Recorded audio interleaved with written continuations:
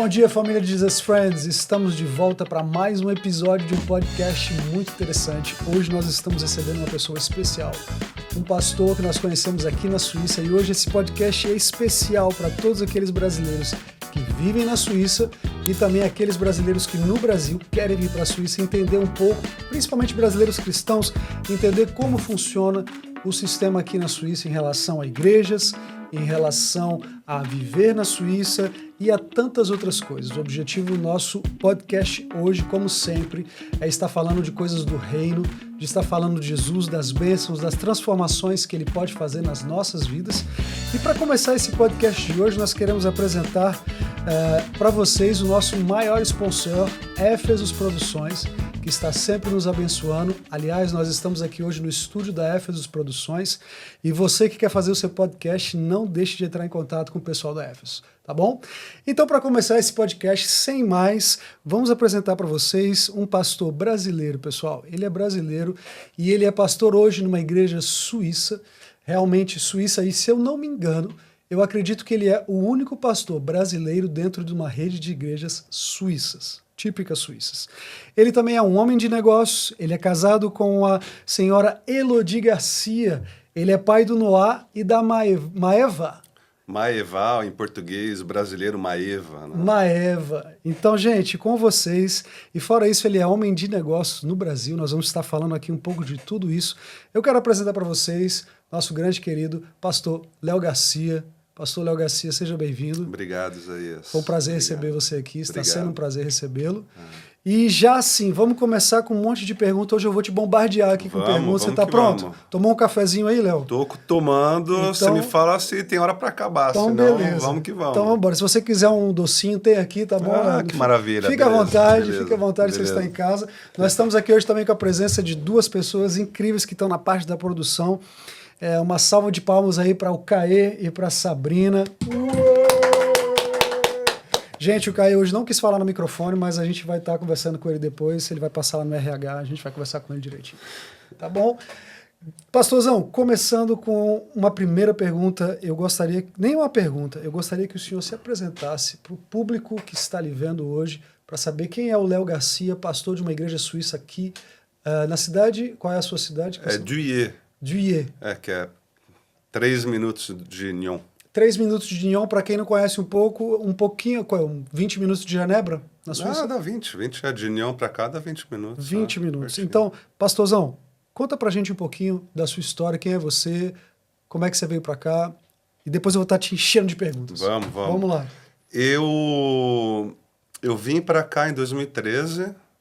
Eu me casei em 2010 com uma suíça. Eu conheci ela na Suíça em 2008. Em 2009, ela veio morar no Brasil, final de 2009. E em 2010, nós nos casamos e moramos 3 anos no Brasil até chegar um momento das nossas vidas de casal que minha esposa estava se sentindo incomodada com a distância da casa dela. Né? Sua esposa é suíça? Ela é suíça, de um vilarejozinho aqui da região perto do lago, e uma gringa dessa ir para São Paulo, 18 milhões de habitantes. É uma mudança muito grande. Né? Eu cresci em São Paulo, eu tô acostumado com essa vida caótica, né? Mas ela não, e a gente começou na época, a gente estava pensando em ter filhos, né? 3 anos de casamento. E a gente pensou, será que já é o momento? E aí essa questão aí começou a criar nela muito sentimento de, eu não me imagino continuar aqui, entendeu? Então eu estava terminando uma faculdade teológica, tinha feito administração, terminei a faculdade de administração, comecei a fazer a faculdade de teologia. E aí eu estava no último ano de teologia. E foi quando a gente decidiu de vir para cá logo depois de terminar meu curso. E aí, chegando aqui, eu não sabia o que fazer. Quando a gente estava pensando em vir para cá, eu não sabia o que ia fazer, entendeu? Ela tinha uma vaga de professora, um amigo dela da escola que ela conhecia, viu que tinha uma vaga, arrumou uma oportunidade para ela. E eu não sabia o que fazer. né? Lá, quando eu estava lá, eu estava essa parte de homem de negócios, né? Eu já estava exercendo junto com minha família e agora eu teria que me mudar. E me mudar com a oportunidade de talvez continuar o negócio à distância, o que na época não foi possível, né? Hoje em dia a gente tem muito mais essa questão de Zoom, Google Meets. Com certeza. A pandemia trouxe essa vantagem para a gente, né? A distância diminuiu. Então eu vim para cá, foi meio que um salto de fé, assim, sabe? E aí quando eu fiz esse salto de fé, nós fizemos esse salto de fé, o pastor da igreja que ela frequentava viu que eu tinha acabado a faculdade, viu que eu tinha esse chamado, né, pastoral, e que eu era jovem, né, 10 anos atrás, e gostava e trabalhava com jovens na minha igreja, no Brasil. E aí ele me mandou um e-mail, né? Pô, eu fiquei sabendo que vocês estão vindo para cá. Quando você vier a próxima vez aqui, vamos fazer uma entrevista de emprego. Caraca. Eu falei, vamos. Porque estavam procurando um estagiário, entendeu? Entendi. E aí eu fiz essa entrevista, fui aprovado, fui aceito. E comecei em agosto de 2013. Em agosto de 2013 você começou como estagiário Estagiário. de pastor. De pastor. Na igreja do Réveil. Isso, do lá em Douillet. Douillet. Ok. É Douillet, né? Douillet, ela fala né? Douillet. Francês brasileiro que não mora aqui é complicado mesmo. Né? E, Léo, você sempre foi crente? Você sempre foi cristão?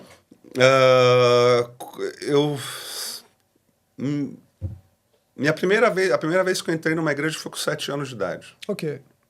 Foi a primeira vez. Foi quando minha mãe se converteu. Minha mãe se converteu, eu tinha 7 anos. E foi quando eu comecei a frequentar a igreja. E eu lembro que eu dei minha vida para Jesus, eu tinha 10 anos. E na minha igreja que eu frequentava era uma igreja batista. Sim. Então, com 10, 11 anos, eu já me batizei. E eu tive esse tempo de distanciamento, né? Eu tive esse tempo na adolescência. Na adolescência, normal, né? Início de juventude, até o momento que Deus me trouxe de volta forte, assim, sabe? E aí toda essa questão de ministério, tudo isso veio logo em seguida, entendeu? Então foi um tempo distante, mesmo frequentando a igreja. Sim. Entendeu?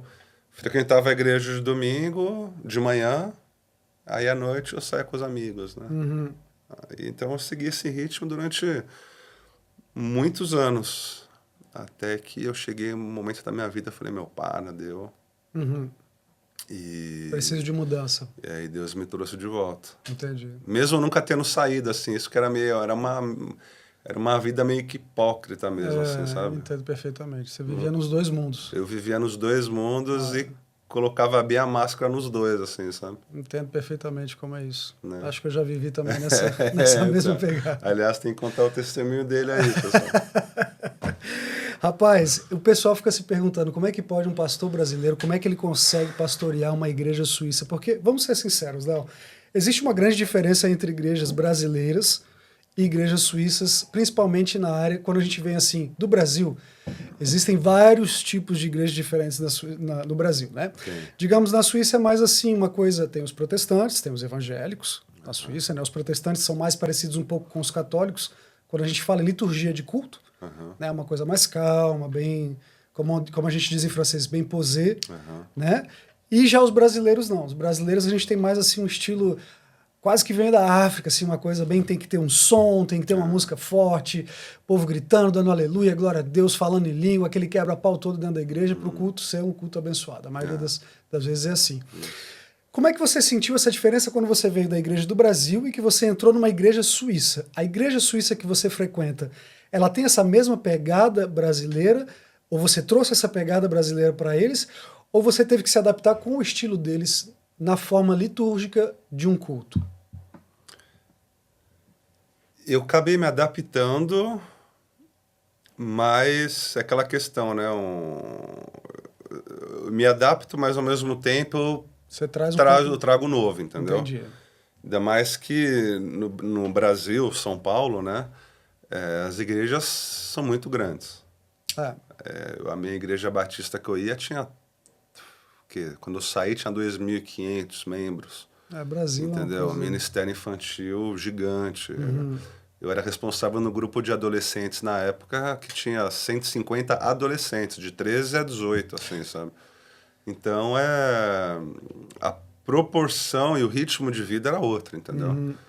E aí eu cheguei aqui realmente num contexto de um vilarejo, né? Porque você saiu de uma cidade de quase 18 milhões de habitantes para cair em uma de 500 pessoas. 500 pessoas, né? É um choque. É um choque.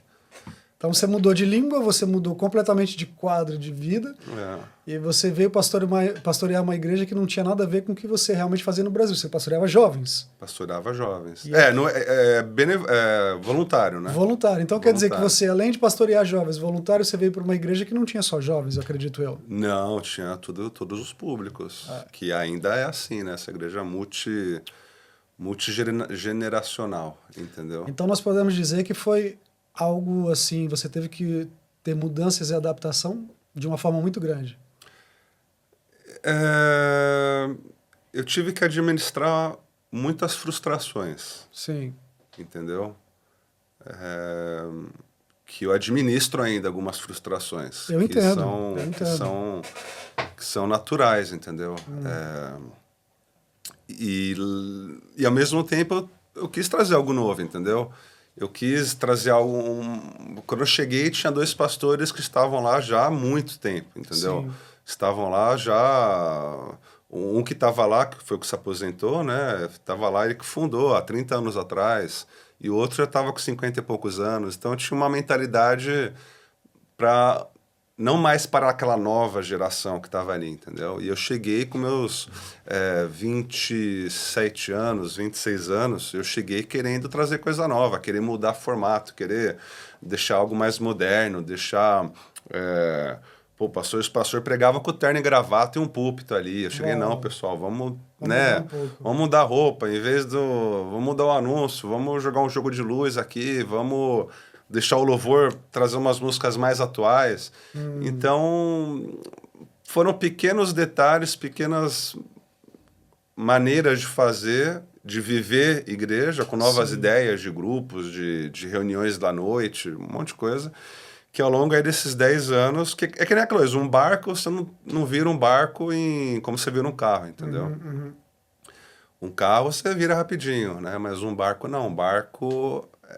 se dá a direção ali, mas até ele virar como você deseja, vai demorar 2 minutos, entendeu? Para um barco virar. Igreja, nesse perfil, é exatamente a mesma coisa. Um perfil de uma igreja histórica, uma igreja do perfil de vilarejo, multigeneracional, multiética, de multietnia, né? Toda mudança é mais longa. Com certeza. Entendeu? Toda mudança é mais longa. Então, o começo para mim foi difícil no sentido que eu tive que administrar diversas frustrações. Entendi. De coisas que eu queria fazer, mas que não davam com a velocidade que eu queria. Entendeu? Ou de um perfil de igreja, de fazer, de ser, de seja lá o que for, que não era ainda como eu queria. Entendeu? Então, mas eu me senti que meu chamado era ali. Era ali... E eu dedico ainda do meu tempo. E a igreja chegou aonde eu queria? Ainda não. 10, 11 anos depois, né? Mas agora, nos últimos 4 anos que eu tenho sido pastor líder, não sei como é que chama, pastor sênior, né? Eu tenho mais essa liberdade de poder direcionar ainda mais. Conselhos se renovando, os anciões se renovando, entendeu? Então, tem muita coisa boa que está acontecendo, mas é uma cultura, é um jeito de se fazer, é uma maneira de se pensar que é totalmente diferente da brasileira. Entendi. Entendeu? E quando você veio, você nunca pensou em ser pastor de uma igreja brasileira na Suíça? Quando eu cheguei, falei assim, pô, Léo, faz um culto aí para brasileiro e português. Aí, na hora, eu falei, não faço. Teve demanda de fazer culto. Nem culto, faz uma igreja à noite. Né? De manhã você tem a igreja lá tal, e à noite faz uma igreja para brasileiro e português. Eu falei, não vou. Porque, primeiro, não era meu chamado, né? Se eu quisesse ser pastor de igreja brasileira, eu continuava no Brasil, Ok. entendeu? Então você acredita, Léo, que vindo para um outro país, nós como brasileiros, muitos, porque nós sabemos que nós somos um povo que tem uma fé assim muito forte, né? Brasileiro é muito apaixonado. Exatamente. Brasileiro Chama por Cristo, aquela coisa assim muito... tem muita paixão. Você vê os louvores, a gente está falando de diferença, né, de igrejas. Você pega o louvor que é cantado na igreja brasileira, de composição própria, né? Sim. E o louvor Europa, o brasileiro tem muito aquela coisa de eu quero te pegar nos meus braços, quero te encher de beijos, Sim. vem meu amado. Muito cantar de Salomão, né? É muita... Deus é tratado como... aquela música que virou sucesso no mundo inteiro, Yeshua. Sim. Yeshua. A música fala... Meu amado. Meu amado, ele, eu sou dele, o mais belo. Sim. Isso é Brasil. Entendeu? Uma coisa que já aqui na Europa, principalmente na tem Suíça... letra boa, letra bonita, Tem, isso não tem. é nada contra. Mas o brasileiro é mais emoção, é mais apaixonado. Então isso é um lado bom, mas é um lado ruim também, né? Por quê? Porque muitas vezes não tem profundidade. Entendi. Fica só naquela coisa... E essa é a minha crítica para a igreja brasileira. Você acha que falta profundidade? Falta sair do mundo emocional nas nuvens e começar a pensar, entendeu? E você acha que o mundo espiritual é algo racional? Não tô falando que é... O mundo espiritual não é racional, óbvio que não é racional. Mas a gente consegue compreender quando a gente está sendo manipulado ou não. Entendi. Através de uma forma de ser feito. É isso que você quer dizer? As igrejas brasileiras, em boa parte, o novo movimento aí está sendo tem muita manipulação. Entendi. Entendeu? O pessoal está manipulando, que a gente fala, os 3 tipos que manipulam, né? Pela culpa, pelo medo ou pela ganância. Aqui na Suíça isso não passa, entendeu? Porque o povo, não sei se está ligado com educação ou... Com formação? Mas eu vejo que... Racionalidade. tem... É verdade. Isso é racional. Muito boa essa palavra, racionalidade. Por um lado isso é ruim, porque você impede a ação do Espírito Santo. Exatamente, muitas vezes. porque aí tudo se torna pé no chão, e o mundo espiritual deixa de existir. Exato. Né? Mas, por outro lado, você acaba dentro do ideal criando igrejas mais sólidas, entendeu? Então você acha que se torna algo mais verdadeiro quando você deixa um pouco esse lado assim meio apaixonado, essa coisa meio romântica que existe nas igrejas brasileiras, e a gente traz um pouco mais de racionalidade e ao mesmo tempo espiritualidade? Você acha que juntando esses dois, com uma pitadinha também, né, de paixão, você acha que seria a receita perfeita para uma igreja sólida? De acordo com a minha concepção de igreja. Entendi. Entendeu? Entendi. E você conseguiu trazer isso para a sua igreja?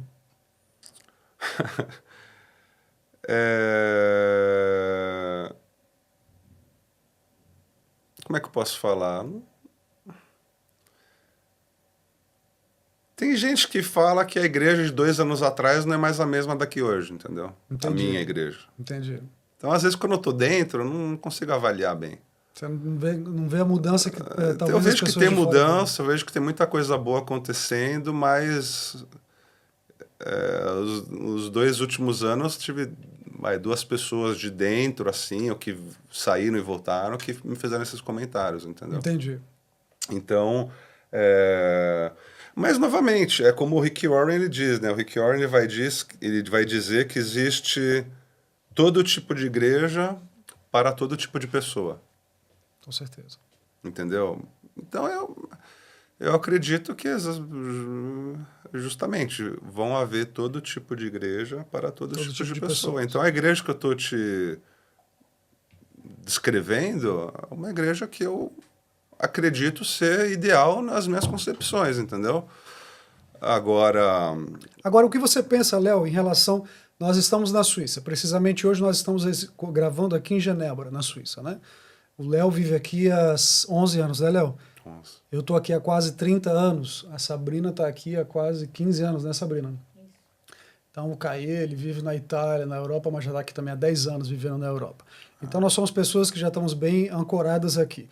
A gente conhece o sistema dos dois lados, entendeu? Mas para o pessoal que está nos vendo aqui agora, o pessoal que não conhece, por exemplo, em Genebra existem, se eu não me engano, deve ter no mínimo umas 20 igrejas brasileiras. provável. Entendeu? Eu acredito que até bem mais. Mas vamos assim, raso, por baixo.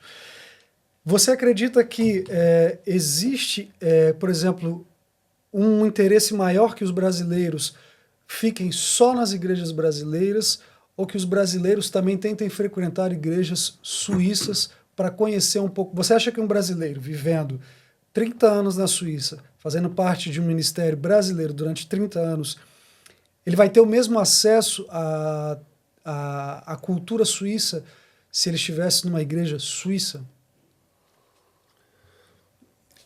Eu acredito que eu falando como brasileiro, que já estou aqui há 11 anos, falo francês, é uma coisa, mas eu tento imaginar o brasileiro que está aqui faz 1 ano, 2 anos, que veio numa condição desfavorável para cá, não fala o francês, male o inglês e male o português, entendeu? Então, eu acho que nesse contexto, essas igrejas brasileiras são válidas, entendeu? Porque acolhe todas essas pessoas Porque acolhe todas essas pessoas, mas eu não vejo... Eu acredito que a igreja brasileira, ela tinha que se abrir para a igreja suíça. Entendi. Entendeu? Eu acredito que... Mas você acha que as igrejas suíças estão abertas às igrejas brasileiras? Não, mas se tem a igreja brasileira... Eu fui numa igreja brasileira uma vez. E o pastor estava falando, não, que a gente tem que vamos ganhar toda a Suíça para Jesus. Eu falei, pô, amém, mas começa fazendo culto em francês, então. Com certeza. Entendeu? Então já seria, eu acredito, podemos até falar para os pastores também que estão nos olhando aqui hoje, assistindo esse podcast. Você está numa igreja na Suíça, né? Digamos, você tem uma igreja de brasileiros na Suíça. Então, acho que o mínimo seria, se ele quer alcançar os suíços, seria de fazer um culto em português e em francês. O mínimo. Se quer fazer em português, mas faz uma tradução simultânea. Entendi. Entendeu? Entendi. Porque eu acho legal ter igrejas...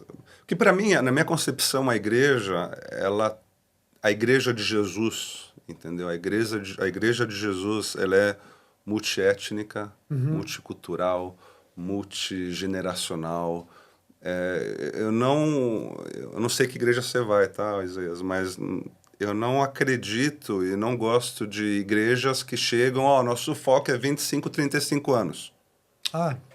Entendeu? Sabia que tinha igreja desse tipo. Tem. Eu conversei com um pastor que estava começando uma igreja, ele falou, não, mas não se preocupa, não, a gente não vai tirar nenhum membro da igreja de vocês, porque o nosso foco é 25 e 35 anos. Uau. Eu falei, não. Então, eu não consigo ver, a igreja para jovem, a igreja para não sei o quê, a igreja... Não, para mim, igreja é igreja. Igreja é a igreja de Jesus. Tem criança, tem velho, tem adulto, tem jovem, tem o sul-americano, tem o norte-americano, tem o africano, tem todo mundo junto ali, a gente louva Jesus no nosso contexto que a gente está, entendeu? Entendi. Eu acho que... Sempre respeitando a língua do país. De preferência. Se não for respeitar, não quer respeitar 100%, dá uma equilibrada. Ou senão você cria uma bolha, um clube ali que eu acho que é contraprodutivo, entendeu? Então, pelo que você está falando, por exemplo, brasileiros que chegam na Suíça, que não falam a língua, que não conhecem o país, que estão precisando se encontrar um pouco, porque ele já chega a desraigar, né? Quando você vem para cá, principalmente se você não conhece pessoas, você não fala a língua, você está procurando um lugar para morar, você está procurando um emprego, você precisa se encontrar com pessoas que pelo menos falem sua língua e que te ajudem. Geralmente isso acontece dentro das igrejas brasileiras. Ou seja, nós podemos dizer que na Suíça hoje, as igrejas brasileiras, além de ser igrejas que ajudam as pessoas brasileiras, por enquanto, porque tem muitas igrejas que falam francês, que fazem cultos simultâneos, mas aqueles que estão ainda arraigados só no português, são pessoas que estão servindo também de uma forma filantrópica aqui na Suíça para brasileiros? Uma boa pergunta isso aí. Você vai à igreja brasileira? Eu vou em todas. Você vai em todas? Eu sou do reino de Deus. Eu gosto de todas as igrejas. Você vai em todas. Porque é verdade que pensando nesse caso específico, entendeu? Não sei se filantropia seria a melhor palavra, pode ser. Mas, a não ser que a igreja que existe, ela fala, a gente está aqui só para o pessoal recente, entendeu? Tipo assim, vamos te ajudar a fazer um start na sua vida aqui, te ajudar a aprender o francês, te ajudar a arrumar um emprego. E você acredita nisso? Para mim, perde um pouco o sentido de ser igreja, totalmente, né? E por que aqui a gente diz, tem muito pessoal que diz assim, a maioria das igrejas aqui na Suíça, brasileiras, elas têm o efeito, tem duas formas de efeito que eles chamam. Uma eles chamam efeito rodoviária, que a pessoa entra e sai durante um tempo, ou também eles chamam o efeito ônibus, que você entra pela porta da frente e sai pela porta de trás. Então, assim, a gente... De 30 anos que eu estou aqui, eu sempre ouvi falar que existe muito esse círculo direto que existe dentro da... Ok, tudo bem, às vezes são pessoas que vêm, trabalham um tempo e vão embora. Vieram só para juntar uma grana, né? Então, assim, a gente não pode generalizar as coisas. Você tem esse tipo de coisa numa igreja suíça? Se entra e sai de pessoas, fica um mês, 2 meses, os 6 meses vão embora. Da igreja suíça, existe isso? No meu contexto, não. O pessoal que está lá é um pessoal que dura muitos anos dentro da igreja? Sim. E vocês conseguem, então, por exemplo, manter... Porque você, como pastor brasileiro, você consegue trazer um pouco da sua cultura brasileira para os suíços? Ou isso não interessa a eles? Eu me adaptei muito à maneira de fazer suíça. Ok. Entendeu? Você acha que houve mais uma adaptação sua do que deles?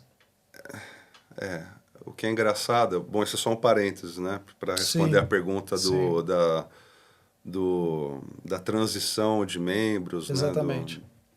A minha esposa fala que eu tenho 2 personalidades. Uma quando eu estou na Suíça e uma quando eu estou no Brasil. Eu entendo. É normal. Eu acredito muito nisso.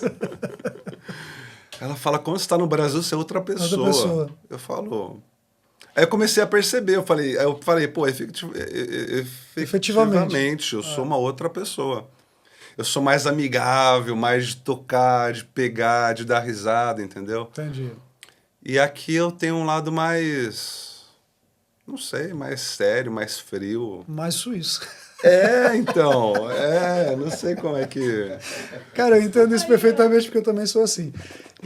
Mas o que eu acho interessante, principalmente para os brasileiros que estão nos vendo, e eu acredito que vocês também dividem esse pensamento que a gente está tendo aqui, é que quando você fica muito tempo vivendo fora do Brasil, que você volta para o Brasil, aí o pessoal diz assim, mas você está tão mudado. Tipo assim, você não é mais a mesma pessoa. Aí você não se sente nem em casa no Brasil, aí quando vem para cá você também é estrangeiro aqui, aí parece que você não tem uma casa mais fixa em lugar nenhum. Né? Mas eu entendo o que você está falando, porque até a forma de falar, o francês, por exemplo, eu já percebi que quando eu falo francês e quando eu falo português, a tonalidade da minha voz ela não é a mesma. Eu não sei porquê, mas é algo de... Mas eu entendo perfeitamente o que você está falando. Quando eu oro... Sem contar nos meus momentos de devoção pessoal, né? Aí é em português. Mas se não, que nem a gente fez antes de começar, eu orei em português. E orar assim eu não estou mais acostumado. Então até que quando eu comecei a orar, eu estava lutando com minha cabeça, assim. Porque para mim, a tua igreja é francês. Sim. Coisas ligadas à fé, francês. Exatamente. Tudo o resto, português. Exatamente. Então, quando eu comecei a orar em português, estava vindo, mas a cabeça estava... Não é natural. Eu acho muito engraçado isso que você está falando, porque, por exemplo, eu quando saí do Brasil, eu cheguei na Suíça com 18 anos. Então eu vim com a linguagem do Brasil de 18 anos. Aquela linguagem muito com gíria, muito, sabe, aquela linguagem um pouco assim... então a minha linguagem mais adulta se formou no francês, né? Então, às vezes, quando eu estou falando em português, principalmente quando eu estou no Brasil, às vezes eu ainda saio com umas palavras assim, que é como se eu tivesse 18 anos, sabe? Tipo, brother, cara, aquelas coisas assim, você fala, cara de 46 anos de idade, entendeu? É diferente, né? Realmente. Não, mas para voltar Sim, na pergunta lá voltamos então tem muita gente que às vezes vem, fica 1 mês, 2 meses, que é tipo, que tá querendo ver qual é que é da igreja, Entendi. e aí não gosta, vai embora. Isso Ou na sua gosta e igreja? fica, na minha igreja. Entendi. Então tem bastante disso, né? Você tem muitos brasileiros que vão até vocês? Brasileiro a gente não tem muito, não. Eu fico até feliz. Aham. Assim, nada contra brasileiro frequentar a minha igreja. Mas eu acho que, para mim, eu fico feliz no sentido de saber que eu estou fazendo um trabalho que está atingindo o suíço. Entendi. Porque você veio com o objetivo de trabalhar com os suíços. É.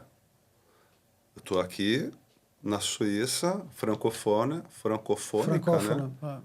E eu vou falar com o suíço. Eu vou me adaptar, que nem Paulo, né? Paulo, com os judeus, ele se fez judeu. Sim. Com os gentios, ele se fez gentios. Então, Paulo, a gente está ali, vamos se adaptar com aquele contexto a fim de ganhar o maior número de pessoas para Cristo. Então, essa era a visão de Paulo. Então, eu falei, pô, venho para cá, eu vou querer ganhar a vida suíça. Entendeu? Com o meu sotaque brasileiro, minha maneira de ser brasileira, beleza, me adapto, mas eu tô aqui com essa missão, entendeu?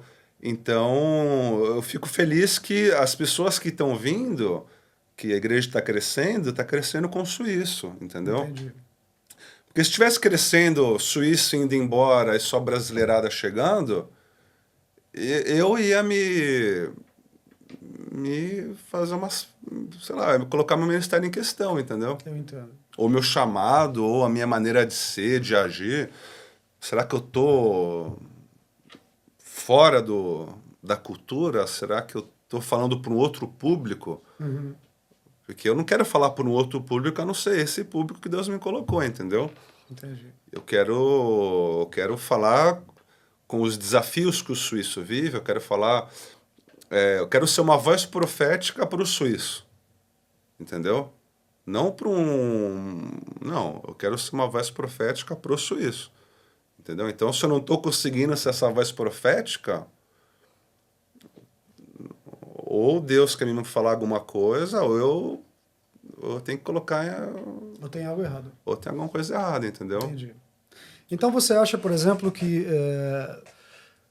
O que você diria das pessoas que vivem durante tantos anos só trabalhando com brasileiros? Você acha que eles estão fazendo algo de errado? Não, de Ou novo... você acha simplesmente que é um chamado diferente? De novo, é aquilo que o Rick Warren falou. Existem todo tipo de igrejas para todos os tipos de pessoas. Entendi. Entendeu? A minha visão não é essa. Entendeu? Meu chamado não é esse. Entendo. Mas, se tem pessoas que querem criar igrejas dentro da Suíça ou da Europa, da França, seja lá onde for, para um público específico, se esse é o chamado deles, tá bom. Amém. Eu não mesmo eu não concordando, não concordando, mesmo eu não sendo chamado para isso. Não é a sua visão. Não é o seu propósito. Como eu te falei, já me pediram, eu falei não.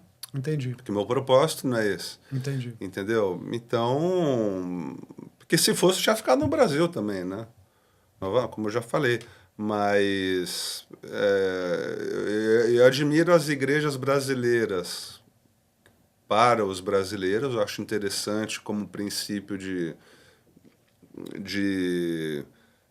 soutien, né? Como é que fala? De ajuda. De ajuda mútua, porque a igreja também é isso, né? Com a certeza. igreja É uma família, é né? a família, entendeu? A gente se ajuda, o cara chegou, cria o networking ali de quem tá precisando de trabalho, tal, como é que faz para pegar as papeladas, pô, beleza.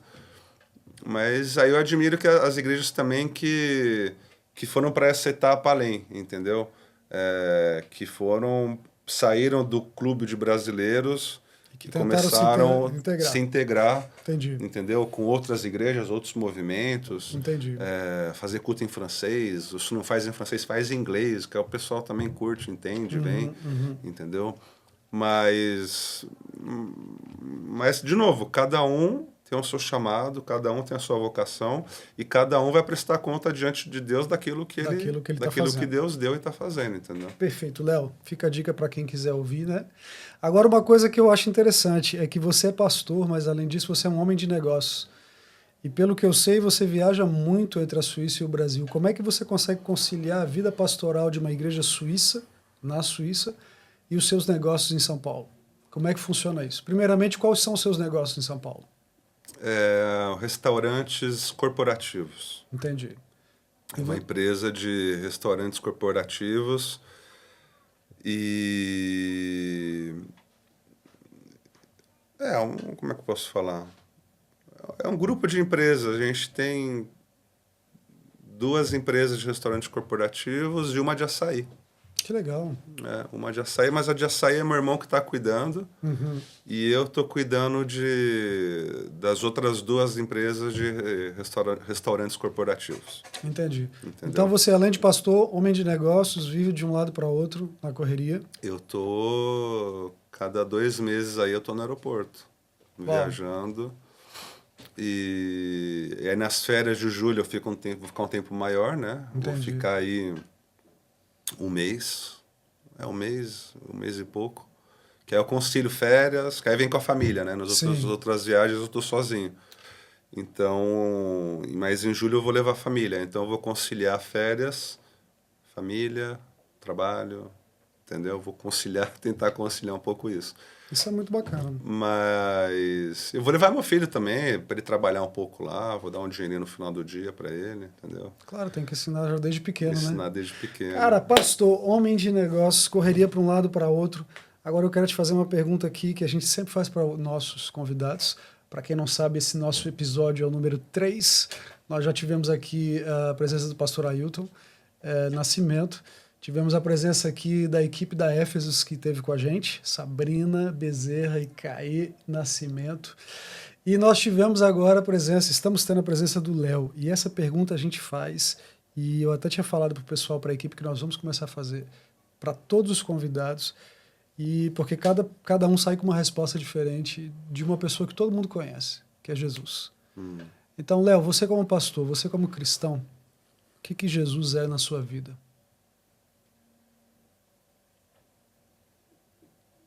Quem é Jesus para você? Eu acho que Jesus depende da estação da minha vida, eu diria. Por exemplo, né? Eu vou explicar para chegar ao que Jesus é para mim hoje. Ok. Que se houver daqui a 2 anos, pode ser que eu fale outra resposta. Mas eu vejo isso muito com os discípulos de Jesus. Os discípulos de Jesus, eu acho que chegou um momento que eles estavam meio... Pô, Jesus, você é quem? Porque imagina, no momento de lavar os pés dos discípulos. Jesus está lavando os pés. Sim. E quem lava os pés na época? O escravo.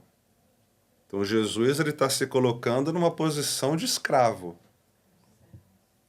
De servo, servidor. E aí a gente começa a ler a Bíblia. Vai lá, pega lá o livro de João, capítulo 10. Jesus ele vem e fala que ele é o bom pastor que dá vida. Ele fala que é o bom pastor. Os discípulos, bom pastor, que na concepção bom pastor vai matar o lobo. Quem que é o lobo? É Roma. Aí Jesus vem, eu sou o bom pastor. Bom pastor, Jesus é o nosso bom pastor. Quem é Jesus? O nosso bom pastor que vai matar o lobo. Aí Jesus fala, não, mas eu sou bom pastor que dá a vida pelas suas ovelhas. Aí imagina os discípulos. Pô, peraí, dá vida? Não, você vai matar o lobo. Não, até poderia matar, mas eu voluntariamente me dou ao lobo. O lobo vai me matar. Aí os discípulos, calma aí, não está dando certo. Aí capítulo seguinte, capítulo 11 de João. Jesus está falando que ele fala que o grão de trigo, não cai na terra, precisa morrer para... Então ele é o grão de trigo. Mas ele está num contexto do Lázaro que morreu. Então Jesus está falando que ele é a ressurreição, ele fala que ele é a vida, ele está falando todas essas coisas sobre ele, né? E aí de repente ele fala que ele é um grão de trigo que vai morrer. Então Jesus quem que é? Ah, é um grão de trigo, mas que vai morrer. Então, tipo, acho que mesmo na concepção dos discípulos, Jesus, quem é Jesus? É o servo, é o escravo, é o bom pastor, mas é que o lobo vai matar, é o grande trigo, mas ele, ao mesmo tempo ele é a ressurreição e a vida, e aí ao mesmo tempo ele é o pão da vida, e ao mesmo tempo ele ele é o filho de Davi, ao mesmo tempo ele é o Senhor da vida, ao mesmo tempo ele é antes de Abraão, e ao mesmo tempo... Então eu imagino que os discípulos estavam lá, Jesus, para tudo e fala aí, quem que é você, Jesus? E aí Jesus vem, vira para Pedro e fala, eu sou seu amigo, Pedro. Tá bom. Amigo, tá bom. Não, mas pão da vida é o grão, não, Pedro, só amigo. Fechou? E aí eu imagino a cabeça dos discípulos explodindo, né? Peraí, Jesus, você falou... Que simplicidade é essa? Que o livro de João é isso, eu sou, né? Eu sou isso, exatamente. Eu sou aquilo. Aí chega um momento que eles estão lá no final da vida de Jesus, lavando os pés. Os caras estão lá, mas quem que é você, cara? Dá uma dica aí. Jesus vem, eu sou amigo. Fechado? Tá fechado, então. E eu acho que eu tô nessa fase aí, viu? Contei toda essa história para chegar nesse ponto que Jesus é tão rico, ele é Senhor, ele é o mestre da vida, ele é o Senhor da vida, Senhor de tudo. Amém, é tudo isso. Mas hoje, na minha vida atual, Jesus, ele é o meu amigo. E se eu tivesse que fazer uma pergunta para você, se Jesus é teu amigo, como que funciona a tua intimidade com ele? Como é que você faz para ser íntimo desse seu amigo? Se as pessoas que estão aqui lhe vendo estão se perguntando assim, o cara está dizendo que ele é amigo de Jesus, ele está no podcast Jesus Friends. Jesus Friends, é isso. Então, assim, como é que você faz para alimentar essa amizade? Muita conversa. Muita conversa com o mestre. Ok. Muito coração aberto e muito coração sincero. É engraçado que a amizade, né? Na amizade não tem hierarquia. É verdade. Né? A amizade não tem. O servo tem. No exército tem hierarquia. Tem o soldado e tem o capitão. Na empresa tem o CEO e tem o estagiário. Mas na amizade... não existe hierarquia. Então, a gente sabe que Jesus ao mesmo tempo é Senhor, é tudo Sim. isso. Mas eu acho... focando na amizade, entendeu? Entendo. Na amizade com Jesus. E como todo amigo sem hierarquia e sem interesse, porque às vezes a gente tem as amizades que têm interesses, entendeu? O que eu vou ganhar sendo amigo dessa pessoa? Ou entendeu? Mas amizade é amizade mesmo, sabe? Que você olha pro seu amigo, não precisa falar nada, você já entendeu tudo. Essa amizade é coração aberto, entendeu? É coração sincero, é coração... é sem máscara, entendeu? Entendo. Quando eu tô com meus amigos no Brasil, que é onde tem meus amigos verdadeiros, a máscara tá no lixo. Entendo. E se eu começo a querer colocar a máscara, meus amigos já falam, Léo, você tá querendo... aqui 30 anos de amizade, você acha que você é quem? Tô ligado, para, Léo. Entendi. E aí na hora eu já baixo a cabeça e falo, vocês estão certos. Então, acho que é isso. É amizade nesse sentido de que tem máscara, não. Então, com Jesus, a sua intimidade com ele hoje seria uma intimidade de amizade sem máscara E você tem um período cada dia para falar com ele, você está em constante... Como é que você faz se você estivesse falando aqui para pessoas completamente leigas que querem ter uma amizade com Jesus hoje? O que eles têm que fazer? Eles têm que ajoelhar, eles têm que ler a Bíblia, eles têm que orar, ou eles têm que simplesmente abrir os lábios e falar como se estivesse falando com um amigo íntimo? Existe um momento certo, como a Bíblia fala, fecha a porta do seu quarto e vai para a intimidade? Ou você acha que essa amizade a gente pode alimentar ela de todas as formas, em qualquer lugar? Tem os momentos de fecha a porta do seu quarto. Entendi. E tem os momentos, como o apóstolo Paulo fala, né? Ore sem cessar. Ou seja, tem os momentos de intimidade,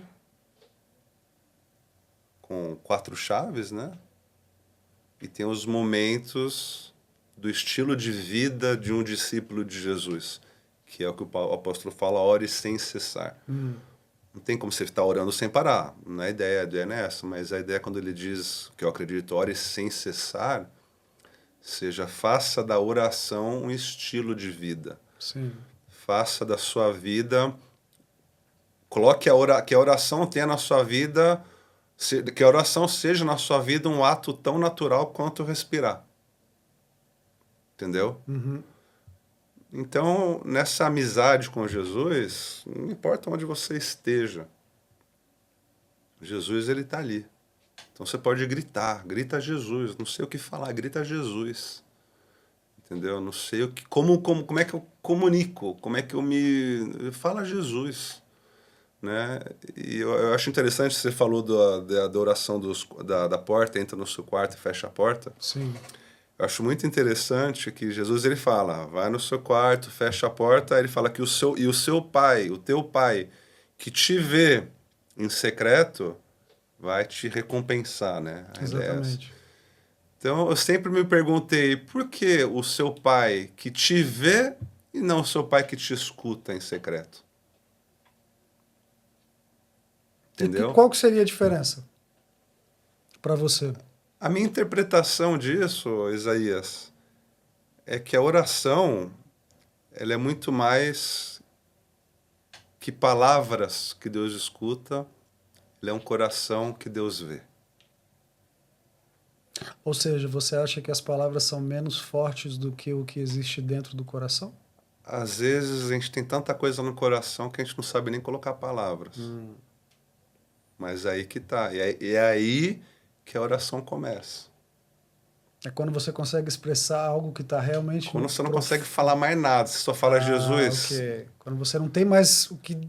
Aí Deus fala, eu já vi, meu Entendi. filho, já vi. Entendeu? Teu pai te vê no secreto. Entendi. Não, ele te escuta. Ele te escuta também, óbvio. Mas aí que eu penso que às vezes oração... E eu já tive, como pastor, uma vez eu estava com um aconselhamento, né? Um problema bem forte lá com uma pessoa. Aí eu falei, vamos orar? Vamos? Começa orando aí, irmão. Aí ele começou, Senhor Deus, Senhor Pai, Senhor Deus, amém, bom dia. Eu falei, vamos lá. Você não orou ainda. Pode orar de novo? Ah, Senhor Deus, Senhor Pai, esse dia aí... Amém. Eu falei, irmão, você ainda não orou. Aí a pessoa, ela baixou a cabeça e começou a chorar. Chorar, chorar, chorar, chorar. Aí eu falei, agora você está orando. Agora você está orando. Agora a oração começou. Entendi. Às vezes a gente entra nesse mecanismo de palavra, de querer formular coisa bonita, de querer ter a performance na oração. E não é isso que Deus quer. Citar versículo para Deus, nada contra, tá? Acho que às vezes a gente tem que proclamar coisas, verdades, isso nenhum problema. Mas às vezes a oração, ela... Chega uma hora que Deus fala, campeão, que máscara é essa que você está querendo colocar aí? Está querendo fazer bonito para Isaías? Entendi. É isso que você quer? Você quer ficar bonito pro podcast ou... Eu tô te vendo. Eu sei que não é isso. E aí, Isaías, na hora você abaixa a cabeça e fala, meu... Perdão, Senhor. Porque realmente ele conhece o íntimo de cada um. Não adianta querer... Não dá pra... Não tem como usar máscara, né? Não dá pra esconder, não dá... Por isso que eu falei da amizade, né? Não sei se você tem essas amizades de... Poucos, no que dá para contar no dedo de uma mão, mas são... Você olha de canto de olho assim, você já pegou, ou que não tá bem, ou que vai contar uma piada, ou que... Aliás, a gente tem um aqui, né, Léo? Vou te falar, eu tenho aqui um dos meus melhores amigos, Que bom. que é o cara com o peito, porque para mim é um amigo que eu considero não só quando a gente tem intimidade, mas é aquele que come 1 quilo de sal comigo. Enquanto não comer 1 quilo de sal comigo, eu não posso considerar um amigo próximo. Existem vários tipos de amizade. Mas eu tenho essa figura ali que está ali atrás, ali, que chama Caí Nascimento. Mas é aquele tipo de cara assim, ele pode perder a amizade, mas ele não perde a piada, sabe? Mas esses são os melhores. Nós vamos superando a cada dia. Esses são os melhores. Mas esse é aquele que olha pra mim quando eu tô fazendo uma asneira assim, e ele já me dá logo a real. Que bom. Entendeu? Então é como minha esposa também, eles não me deixam... E esse tipo de amizade eu acho que vale mais do que ouro, mais do que tudo, porque são pessoas que nos trazem a nossa realidade. Tipo assim, você tá querendo fazer o quê? Né? Tira essa máscara aí, seja você mesmo, e você errou aqui, você fez certo aqui. Então, e são essas pessoas que nos ajudam a nos construir. Né? Autoconhecimento. Acho isso muito importante. Agora, eu gostaria de te perguntar também, Léo, porque a gente sabe que existe uma grande... Eu não sei se é algo assim meio tabu no meio suíço, mas tem igrejas que não falam em línguas. Tá. Ok? Tem igrejas que nem falam muito no Espírito Santo. Qual o seu posicionamento como pastor brasileiro numa igreja suíça em relação ao Espírito Santo e o falar em línguas? A minha Sinta-se igreja, livre, tá, Léo? a minha igreja... Vou te dar até um docinho se você quiser, Léo. Depois eu pego, tá de boa. tomar só uma Dá aguinha licença, aqui. dá licença aqui que eu vou... Porque essa pergunta eu quero até ver de camarada escutá-la. Eu vim de uma igreja batista no Brasil. Sim. Aonde essas manifestações não existiam. Na igreja batista no Brasil? Na que eu frequentava, não. Ok. Não falam em línguas? Não. Fogo descendo e tal, reteté? Não. Não. Ok. Eu frequentava igrejas paralelas à minha igreja batista que viviam o ministério do Espírito Santo. Entendeu? Porque eu tinha minha igreja mãe que eu servia, mas quando eu estava no Brasil, eu queria mais, sabe? Mais de Deus. Eu já tinha experimentado cura, já tinha experimentado manifestações do Santo Espírito, então eu queria viver mais essa dimensão. Entendeu? Eu queria mais. Só que a minha igreja batista não... Era a visão deles, era a maneira de ser deles, entendeu? Tudo bem. Então, eu busquei isso em outras igrejas. Aí, quando eu vim aqui para a Suíça, a minha igreja é uma igreja pentecostal, entendeu? Que prega... A sua igreja prega o Espírito Santo, Pregamos o Espírito Santo. Falar em línguas. Às vezes, durante o louvor, tem um canto em línguas. Uau. Às vezes a gente ora por cura, a gente ora pelo batismo do Espírito Santo, mas é tudo muito suíço. De uma forma diferente, né? Menos... É uma maneira, que até é uma maneira bíblica, vai, aquela coisa controlada. Exatamente. Entendeu? Tem a manifestação, que é o que o apóstolo Paulo fala, tem o falar em línguas, entendeu? Mas vamos fazer de maneira... Ordenada, entendeu? Então, eu vejo que tem sim, e eu acho que nessa nova estação de vida da nossa igreja, a gente está buscando um pouco mais, querer viver isso... O espiritual? O espiritual, se não no culto do domingo, nas nossas orações mensais.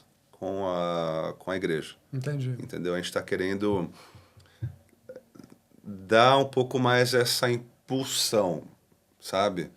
Tanto é que é algo que está sendo feito natural. E, de novo, de maneira bem controlada. Nada como as igrejas... Às vezes as igrejas pentecostais no Brasil, né? Que é o pessoal, todo mundo caindo pro chão... Não, isso não... Apesar que a gente viveu um culto assim durante a semana bem... Mas está sendo feito de maneira natural. Até a certo ponto que uma frequentadora da nossa igreja, de muitos anos, ela mandou uma carta de demissão. E ela Ela falou... mandou uma carta de demissão da igreja. Falando que a gente está muito pentecostal. Ah, entendi. Eu falei, primeiro, a igreja é pentecostal. E segundo, quer que eu te mostre uma igreja pentecostal De verdade. de Mais verdade? ainda. Entendeu? Nível hard.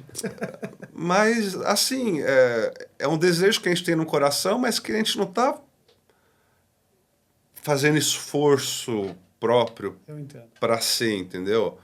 Mas, naturalmente, está nas nossas orações todos os dias. Eu entendo. Porque, na realidade, essa pergunta eu fiz porque nós já ouvimos falar, por exemplo, nós já fomos em igrejas que não se fala em Santo Espírito. E existem outros tipos de igrejas mais, assim, protestantes, né? Que não existe falar em línguas. E eu achei isso muito impressionante, de como é que uma igreja que prega a Bíblia, que prega Cristo, que prega as coisas espirituais, ser tão assim, viver num mundo tão... a gente, como brasileiro, a gente pode dizer frio, não são pessoas espiritualmente assim...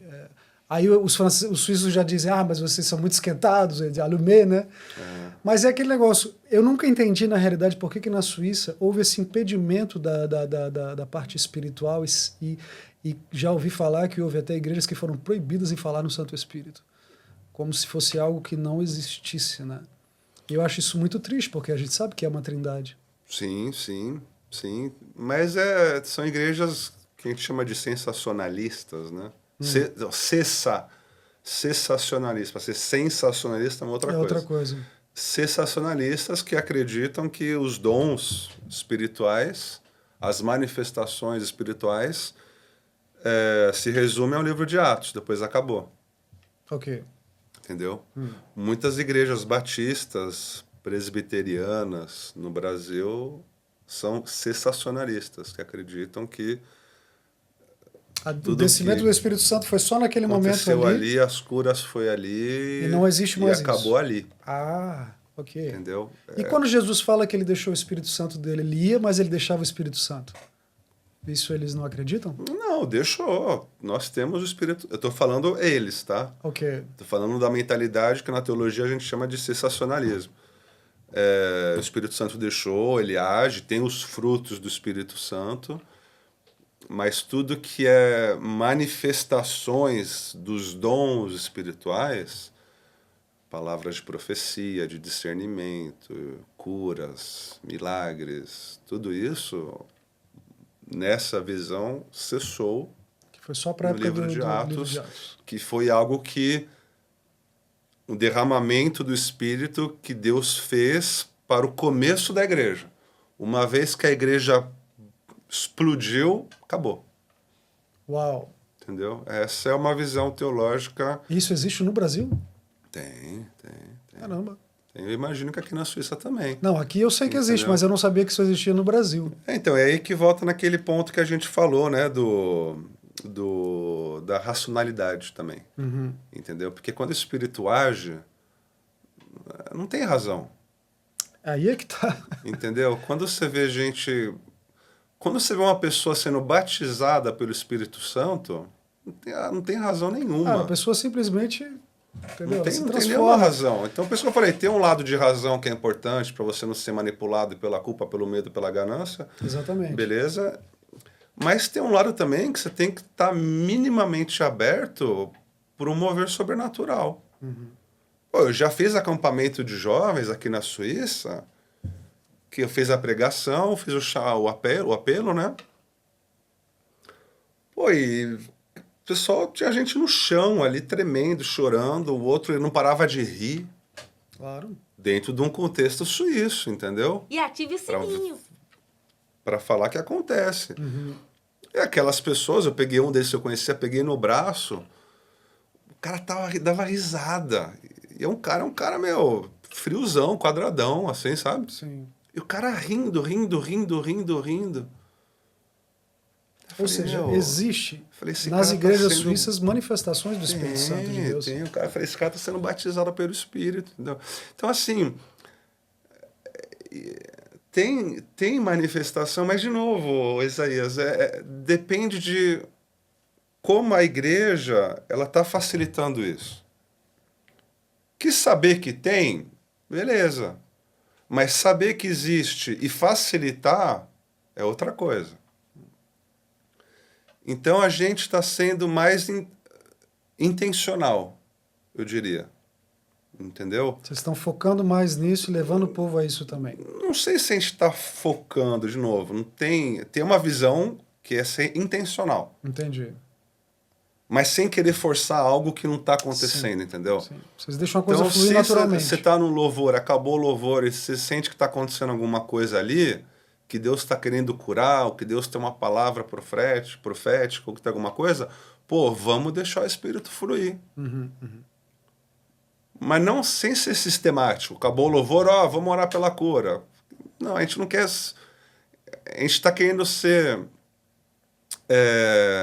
intencional em querer deixar o Espírito Santo agir, sem querer ser sistemático. Ok. Entendeu? Intencional em deixar agir, estar atento ao mover, sem, tipo, fazer disso um dogma, uma religião que não, vamos sempre fazer assim, porque é assim que vai funcionar. Não é uma coisa Aí você fechou quadrada. Deus numa caixa, Exatamente, entendeu? exatamente. Mas tem igrejas pentecostais que acreditam isso, que pregam o Espírito Santo, mas que não estão sendo intencionais. E então a gente, na minha igreja pelo menos, até o novo pastor que a gente contratou, que você conhece bem, Sim. a gente contratou ele, eu fui chamar ele exatamente sabendo que ele é intencional nessa questão do Espírito Santo e que a gente está querendo desenvolver isso e ser intencional nesse sentido. Uma pessoa de ouro. Ele é muito top. Então... Mas tem coisa boa acontecendo, não só na Suíça, mas na Europa toda. Que a gente vê no noticiário do Brasil, né? A igreja virou hotel, igreja virou templo, uma mosca, não, como é que fala em francês? Dos muçulmanos. Estou com a palavra em francês aqui. A mesquita. A igreja está virando mesquita, está virando hotel, está virando... nightclub, né? Balada. Em Londres está tendo muito isso. Entendeu? Tá acontecendo? Tá, mas qual que é a igreja que está fazendo isso? São aquelas igrejas, na grande parte, os templos reformados. Custam caríssimos para o que governo e o governo custam prefere vender. não sei quantos anos para reformar um templo desse. Vai custar aqui, custou reformar custou mais de 1 milhão de francos, 6 milhões de reais para reformar uma igreja, porque ela é uma igreja de 500 anos atrás. Então, e essas igrejas que o pastor é pago, aqui é Genebra, a Genebra não é mais pago pelo Estado, mas no cantão onde eu vou, o pastor reformado, que são ligados ao Estado, são pagos pelo Estado. São os impostos da população que pagam o pastor. E essa igreja virou uma igreja presa com o Estado. Entendi. E o Espírito Santo se perdeu nessa. Então, essas igrejas estão fechando. E estão virando hotéis, e estão virando baladas. Essas igrejas estão. Mas, em paralelo a essas igrejas, tem muita igreja boa aparecendo. Então, nós podemos dizer que nas igrejas suíças existe, sim, um avivamento? Tem um avivamento. A gente fala avivamento, mas eu digo assim, um segmento de espiritualidade, de crescimento, de crer no Espírito Santo, de falar em línguas, de transformação de vida. Se você existe esse fluir do Espírito. Se você pensar que a Suíça é um país de 8 milhões de pessoas, 8 milhões é o bairro que eu morava em São Paulo. Realmente não é nada. Entendeu? Para preencher o território brasileiro, se eu não me engano, nós precisamos de 213 ou 212 territórios suíços. Isso. Então, pensando nessa perspectiva bem micro assim, tem muita igreja surgindo. Tem muito movimento aparecendo. Tem... De novo, dentro de uma visão micro, entendeu? Entendo. Tem as igrejas mais conservadoras, tal, tem. Mas eu acho que está tendo muita coisa boa acontecendo. Se é um avivamento, não sei se eu chegaria nesse ponto de falar avivamento, entendeu? Mas... O brasileiro pensa que a igreja na Europa está morrendo, mas não está morrendo. Não está avivada como no Brasil. Mas não está morrendo. O que está morrendo são essas igrejas que eu falei. Mas tem muita igreja independente, ligadas a movimentos do exterior que estão chegando aqui no Brasil, na Suíça, pô, estão crescendo. Verdade. Entendeu? Mesma coisa na Itália, mesma coisa em Portugal. Portugal é uma terra fria, só católico e o povo não acredita mais em Deus. Pô, chegou uma igreja, pode falar o nome de igreja aqui? Claro, a gente não tem problema nenhum. Chegou o Dunamis. Pessoal fera demais. O Dunamis começou uma igreja lá em Portugal, é o Ed Nunes que está lá. A igreja está bombando. Aliás, Portugal está sendo invadido por igrejas maravilhosas que estão fazendo coisas assim incríveis, né? Então, Portugal, estão fechando a igreja no Portugal? Estão. Mas também tem outras abrindo que são... Mas quais igrejas estão fechando em Portugal? Isso que a gente tem que se perguntar. O pessoal que está no Brasil tem que se perguntar, está fechando a igreja? Tá. Qual igreja está fechando? E por que está fechando? E por que está fechando? Mas o que o pessoal não fala... é que tem outras igrejas aparecendo que estão fazendo um trabalho, maravilhoso. Maravilhoso. Eu usei o Dunamis como uma que é uma que eu tenho uma proximidade maior. Entendeu? Nós temos uma, já que a gente está falando de igreja. Caê, nós temos uma que a gente está com um projeto de visitar. Nós queremos mandar um grande abraço, um grande beijo para o pessoal de Dunamis de Portugal, mas também sim para a igreja Casa do Leão, é isso?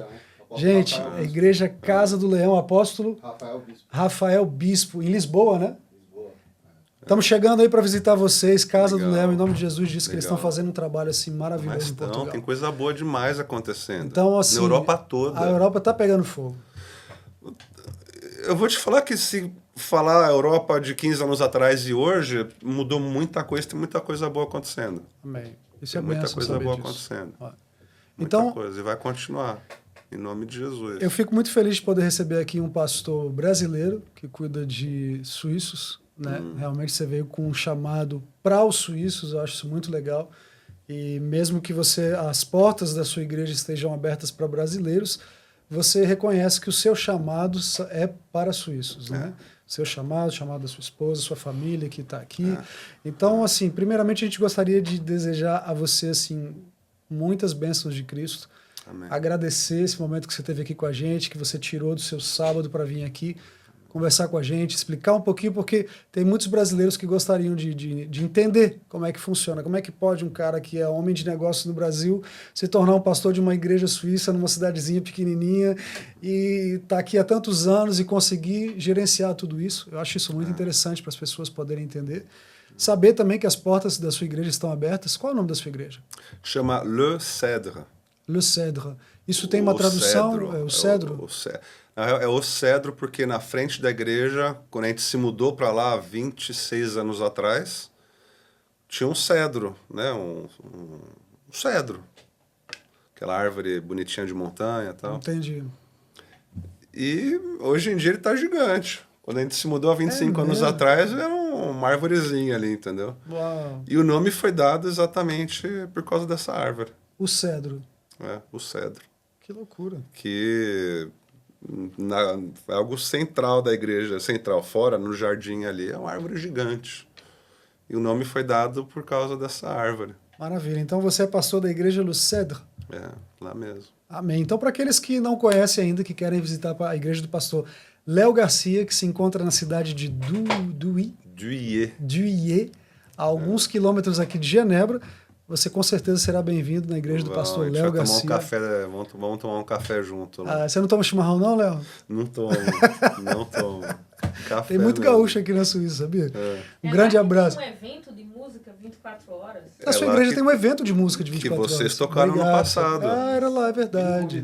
Que vocês tocaram no passado. Vamos tocar esse ano. Já marcaram lá? Já. Olha, a gente está na lista lá do grupo que vai tocar. Legal. Que dia que é, Léo? Deixa já o anúncio aí pra gente.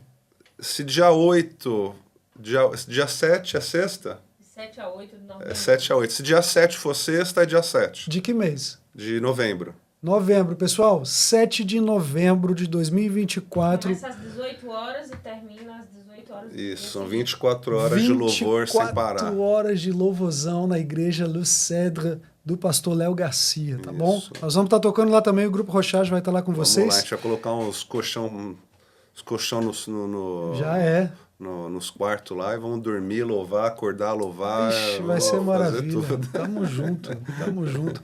Pessoal, antes da gente terminar esse nosso programa, eu gostaria, Léo, que você deixasse um recado para todos aqueles brasileiros que estão na Suíça e recado para todos aqueles que estão querendo vir para a Suíça. Um recado de Deus assim para essa galera. No que você pode deixar de Deus para a vida deles, principalmente esses que estão aqui na Suíça hoje? O que você teria para deixar para eles?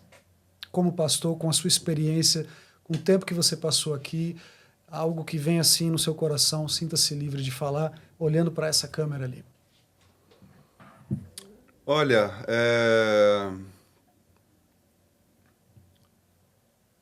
se você está aqui, eu diria que, primeira coisa, se é cristão, encontre uma igreja. Acho que eu não sei quando você chegou, não sei que em contexto, mas primeira coisa que eu diria, encontre uma igreja, e encontre uma igreja que as pessoas te olhem nos olhos. Não uma igreja que você vai se diluído na multidão, porque o objetivo da igreja é a comunhão. Então, sempre que a gente chega num país novo, a comunhão é algo muito importante, é algo essencial. Você que está pensando, então você que está aqui, se não tem igreja, encontre uma igreja. Aqui em Genebra, o Isaías falou, tem um monte de igreja brasileira. Se você não quer uma igreja brasileira, tem outras igrejas também, mas o importante é você ter irmãos, irmãs que vão segurar sua mão, vão estar com você. Isso é a primeira coisa. E se você está pensando em vir para cá, venha com um objetivo claro, entendeu? Porque vai ser esse objetivo que vai te guiar nos dias difíceis e nos dias mais escuros. A vida aqui é boa, mas tem os lados ruins, como em qualquer país do mundo. Então, se você quer vir, venha com objetivo claro e esteja pronto para o que der e para o vier, mas mantenha o foco naquilo que você veio aqui para fazer ou para... não sei qual seria o objetivo. Então, acho que esse é o principal, ter o objetivo claro, ter uma igreja e, dentro do possível, se adaptar com a cultura. Dentro do possível, jogar o jogo do suíço. Entrar no jogo deles, entendeu? No jogo que eu quero dizer, aprende a língua. Conhece a cultura. Respeita os horários. Vamos dar o exemplo de bom brasileiro. Porque brasileiro aqui tem uma imagem muito ruim, às vezes.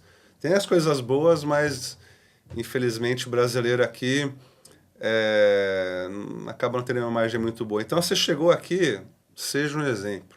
Seja um exemplo de cidadania, de disciplina, de pontualidade, daquilo que você for fazer, faz bem, faz com qualidade. Eu acho que é o principal aí, viu, Isaías? Com certeza. Algumas dicas básicas e necessárias. Exato. Muito bom, Léo. Exato. Cara, foi um prazer receber você aqui. Obrigado. Que Deus abençoe. Espero poder receber você mais vezes aqui. Amém. Tá bom? Vamos estar trocando outras ideias, trazendo algo novo para o pessoal que tiver tendo necessidade de também conhecer um pouco mais de como funciona o sistema das igrejas brasileiras e suíças aqui na Suíça. E para você que está nos vendo, nós queremos deixar para você um final de dia ou de manhã, não sei que hora que você está vendo esse programa, mas queremos que Deus abençoe a sua vida, que Ele proteja a sua família, proteja o seu coração, proteja a sua alma.